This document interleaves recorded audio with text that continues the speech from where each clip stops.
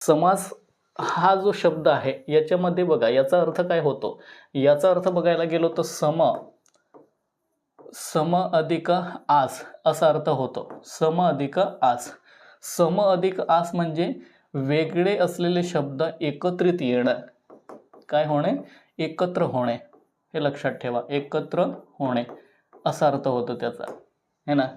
उदाहरणार्थ दोन शब्द, परत मी म्हणणार, समास म्हणजे काय आहे की दोन शब्द त्यांच्या सोयीसाठी एकत्रित येतात आणि स्वतःचं स्थान अबाधित ठेवतात आणि दोन्ही शब्दाचा एकच अर्थ होतो. बघा याच्यामध्ये जर बघायला गेलो आपण तर देव अधिक घर, हे बघा देवचा अर्थ वेगळा होतो आहे, घरचा अर्थ वेगळा होतो आहे. मग देव आणि घर हे शब्द जवळ येणार त्यांच्या सोयीसाठी आणि दोघांचं बघा, दोघांचं एकत्रित काय होणार आहे?